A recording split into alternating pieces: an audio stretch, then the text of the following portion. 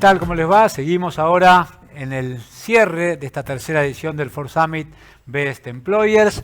Tengo el gusto de estar con Sebastián Fernández Silva, que es el VP Chief People Officer de Mercado Libre.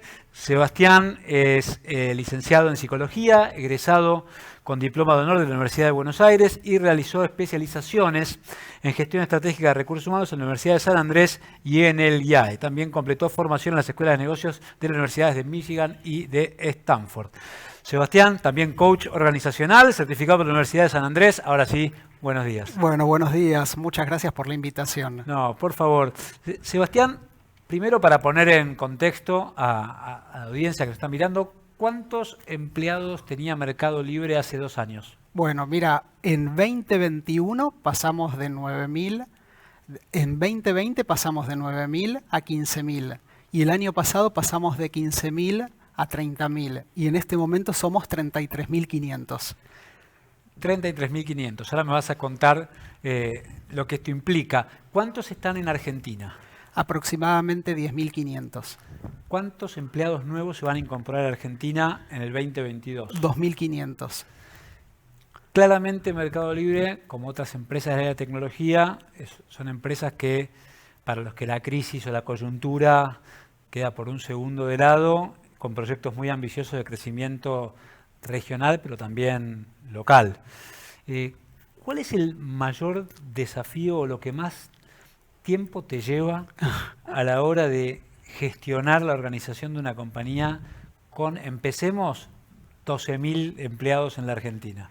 Sí, bueno, te diría que nuestro principal foco está en multiplicar y preservar la cultura, nuestro ADN emprendedor, que es algo muy distintivo, porque yo te hablo del crecimiento que hemos tenido en este último periodo, en estos 2 últimos años, que ha sido realmente muy significativo, pero te diría que para nosotros el foco principal ha estado en preservar y multiplicar la cultura, el ADN emprendedor, que es aquello que nos permite seguir evolucionando y capturando todas las oportunidades de mercado. Y eso para nosotros es un asset que ha sido una de las ventajas competitivas principales que nos trajo hasta acá y que nos va a permitir seguir evolucionando. Por eso es que le ponemos muchísimo foco.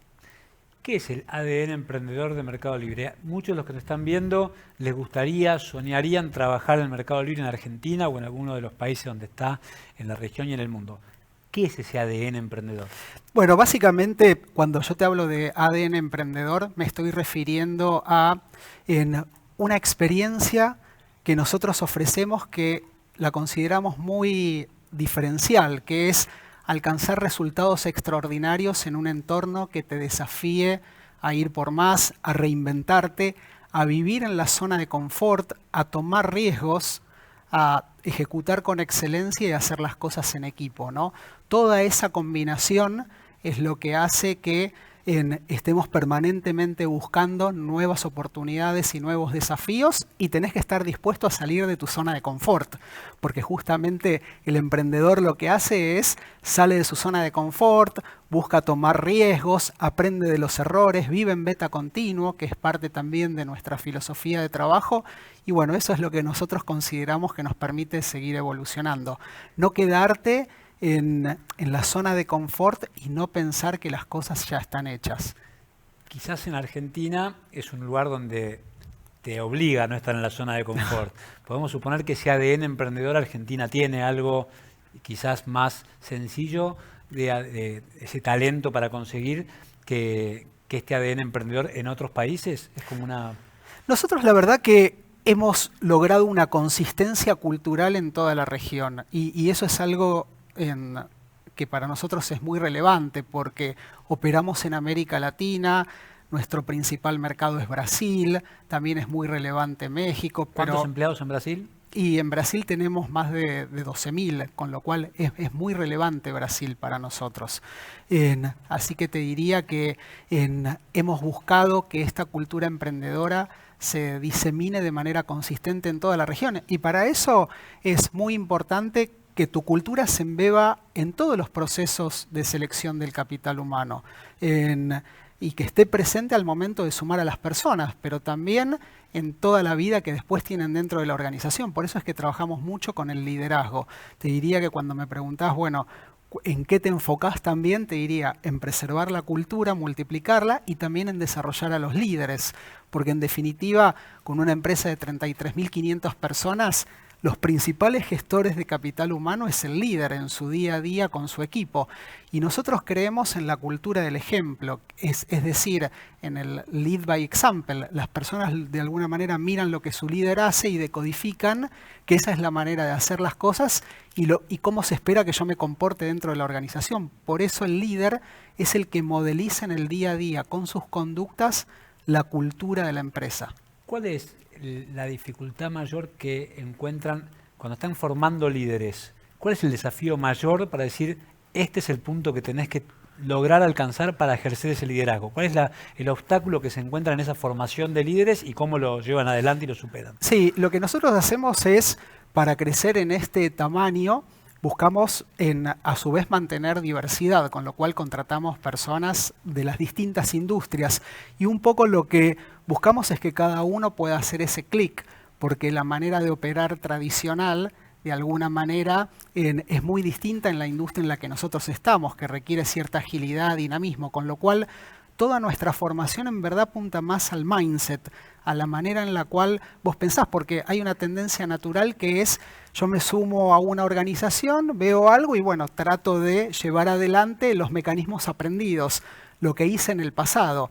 Y nosotros estamos en una industria que estamos de alguna manera creando el futuro. Entonces tenés que hacer ese clic de decir, bueno, ahora voy a entrar en una era donde tengo que tener la agilidad para saber qué tendría que hacer cuando no sé qué hacer. Entonces, ese es el principal desafío, trabajar en el mindset de los líderes y asegurar que esta manera de vivenciar la cultura se lleve siempre adelante.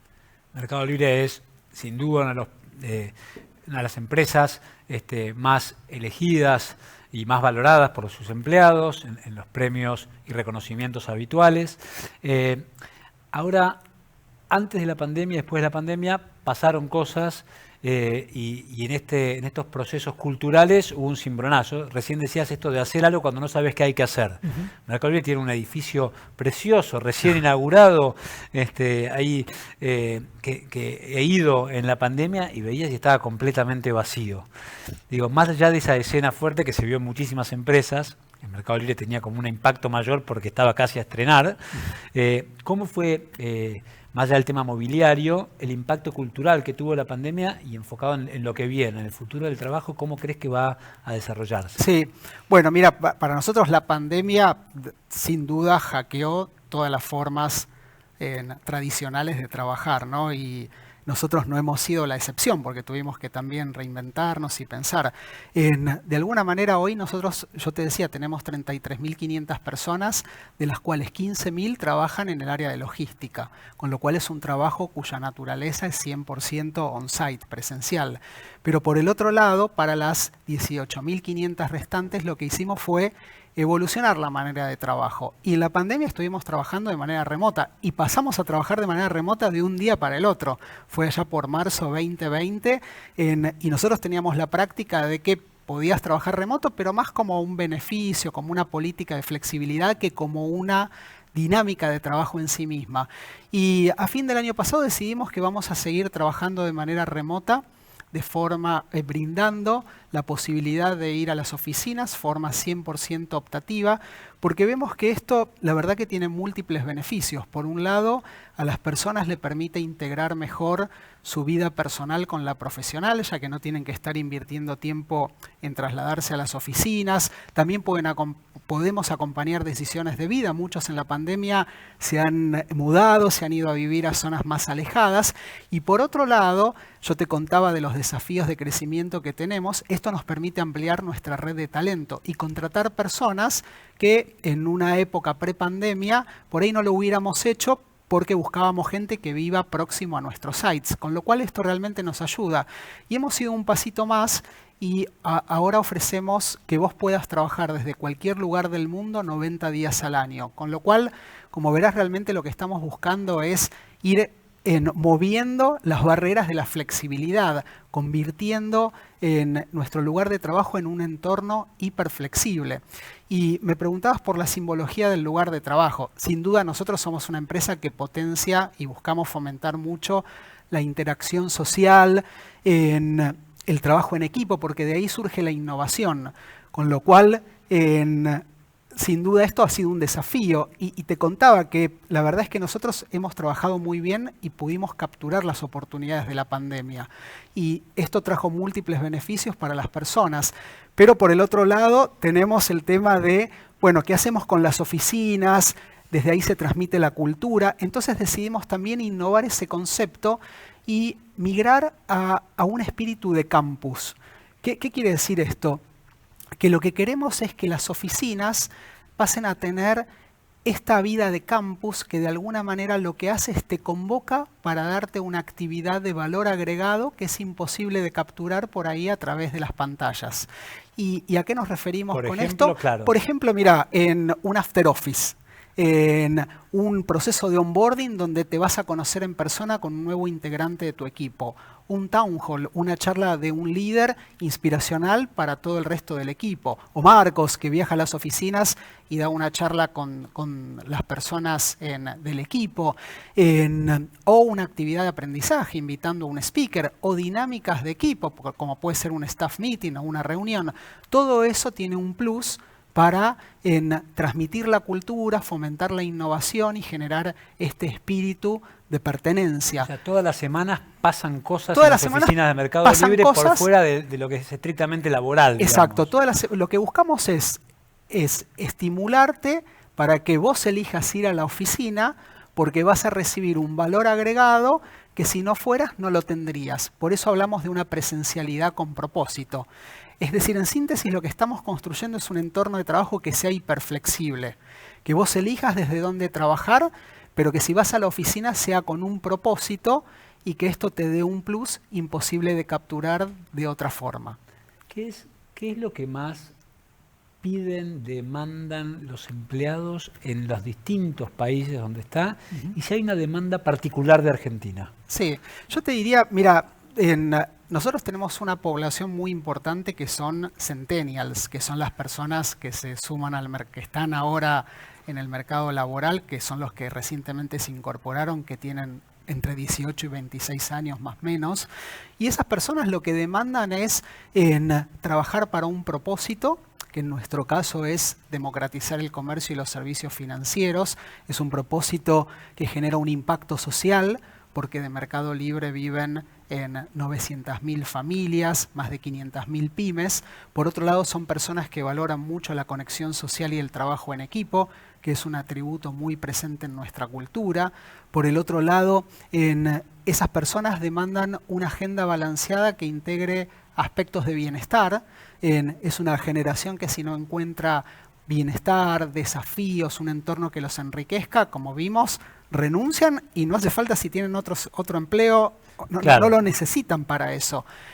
Con lo cual, y eso tiene muchos puntos en contacto con nuestra cultura que realmente se conecta con ellos y los estimula. Con lo cual, te diría que lo que demandan justamente es eso, en desafíos, en tener algo que los motive, que los inspire, todo un espíritu de camaradería alrededor, un propósito social.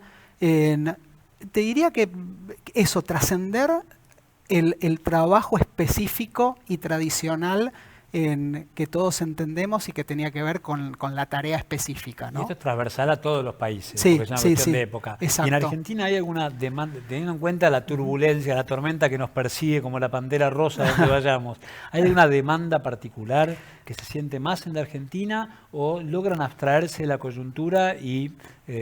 No, en Argentina creo que lo que hemos vivido más son los efectos de la globalización del mercado laboral, donde ahí se combina un efecto de nuestra macroeconomía con una, te diría, ruptura de las fronteras geográficas que hace que vos puedas prestar un servicio para cualquier lugar del mundo, sin importar dónde estás.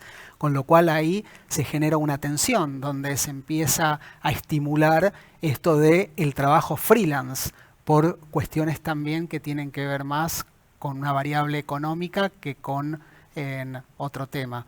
Con lo cual ahí es donde vemos una problemática que por ahí está o estuvo más exacerbada acá que en el resto de la región. Hoy por hoy, como también globalmente estamos en un contexto de mayor volatilidad e incertidumbre, esto ha caído un poco, pero en los primeros meses del año lo vimos con más intensidad. De los 33.000 empleados, 15.000 son del área de logística, cerca Sí. de la mitad. Sí. ¿Y cuántos son del área de tecnología? Son 10.000, un poco más de 10.000 y vamos a terminar el año con 13.000, con lo cual es realmente una fuerza de trabajo para nosotros muy, muy relevante y te diría es donde estamos invirtiendo mucho en el crecimiento y desarrollo. Y es el área más complicada para retener. No el caso, es verdad que en Mercado Libre, como alguna otra compañía de tecnología, tienen cierto glamour. Recordaba que me ha contado de otros sectores que decían, queremos retenerlos, les pagamos más, pero finalmente van a Mercado Libre. Sí. Digamos, tienen como un llamador interesante. Aún así, ¿es el área donde más rotación hay justamente por esto de desafíos y movimientos? ¿O? Sí, es un área que tiene no solo pleno empleo, sino tiene Claro. múltiples oportunidades. Por eso es que nosotros le ponemos muchísimo foco a ser el mejor empleador, porque necesitamos que ese talento nos elija todos los días y ese es el desafío que tenemos. Y es realmente nosotros cuando nos comparamos a nivel más benchmark, realmente estamos en una posición privilegiada porque la verdad que el nivel de compromiso y la rotación que tenemos comparado con otros players es muchísimo más baja, pero es un área que tenés que estar siempre como muy de cerca gestionándola porque son personas que realmente tienen múltiples opciones y nosotros lo que queremos es que nos elijan todos los días. ¿Alcanza la oferta hoy de los centros de formación de programadores a nivel universitario, terciario, o teniendo en cuenta la demanda que hay en este sector, podría multiplicarse por N en la Argentina? Sí, ayuda, pero no es suficiente. De hecho, por eso es que nosotros también estamos invirtiendo en distintas iniciativas, como la que estamos llevando adelante con Digital House, por ejemplo, sponsoreando becas, porque el desafío que tenemos es de ampliar el mercado de trabajo.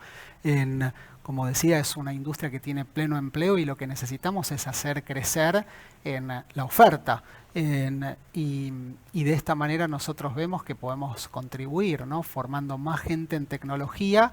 Y yo creo que el desafío principal está en trabajar no solamente desde la formación ya a nivel universitaria, sino hay un trabajo para hacer en los secundarios para que las personas elijan en la tecnología como una carrera de futuro.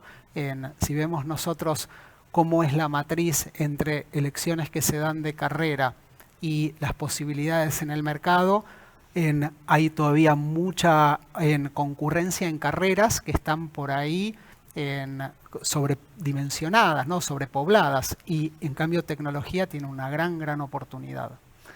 Hace 5 años, pese a tu formación, que la comentamos al principio, distintos posgrados aquí y en el exterior, si te hubieran dicho cómo imaginás en el 2022 las organizaciones laborales, nunca te hubieras imaginado, por lo que provocó la pandemia, semejante escenario o renovación. La pregunta es, ¿cómo te imaginás el mercado laboral en el 2030?